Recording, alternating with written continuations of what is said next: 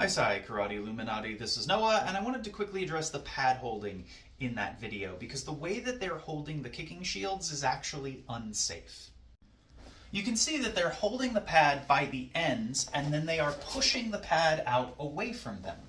This is something that I see a lot in people without experience holding pads because they're afraid of getting hit, so they push the target out away from them thinking that that's going to keep the impact farther away and they're less likely to get hit. In reality, holding the pad this way makes you more likely to get hit because you are not supporting the area of the pad that's actually taking impact. While you may be able to get away with that on a dense, stiff kicking shield, once they wear out a bit, you're asking to get hit, because by supporting the ends of the pad and not the area that's taking impact, what ends up happening is the pad gets folded in the center by all those impacts. And when that happens, the center of that pad comes towards you. And that impact that it's supposed to be stopping can go through that pad and into you. A better, safer way of holding a kicking shield is to brace it against your body and away from your face at the same time. With most modern kicking shields, you'll find that there are usually two straps or handles in the middle and a handle or strap towards the top. In order to brace this effectively, we're going to take one arm and put it horizontally through the straps in the middle. This is the arm that's going to be pulling the pad into our body.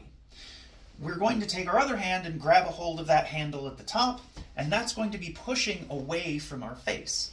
So by applying this two-way pressure against the pad, we're effectively bracing the center against our body, and we're bracing the top away from our face.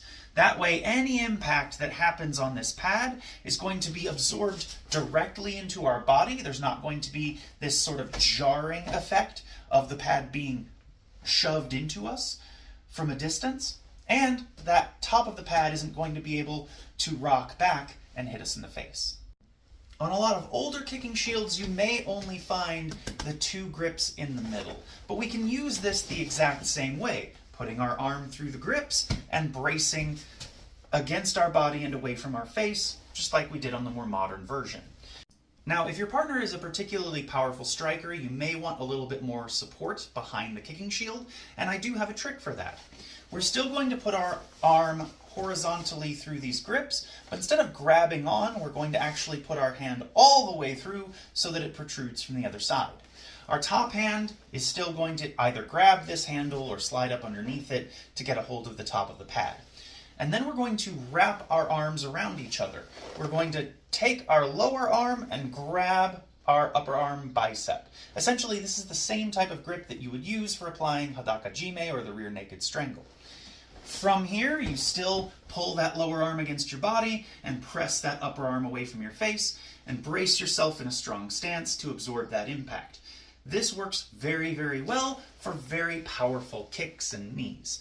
But of course, what they're trying to do in that original video is add some diversity by moving the target around, opening up for different types of strikes. And that's really not what a kicking shield is intended for.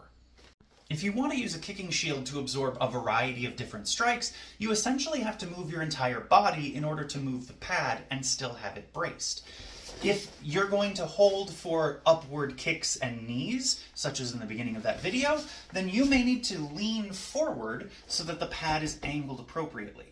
If you want to absorb those push kicks and punches and elbows, then of course you stand more upright. If you're going to deal with round kicks, then you have to turn more to the side. This is doable, but a little bit slower and a little bit more limited than just moving your hands. What it seems like they're trying to do in the original video is use a kicking shield more like the heavy round pads that you find in boxing, which do have handles on the ends, but are obviously smaller than a kicking shield. They're also a lot heavier and denser than a kicking shield, so they absorb more of the impact. And even then, you'll find that they are held much closer to the body so that the arms are in a stronger position to absorb that impact, rather than being held out away from the body as seen in the original video.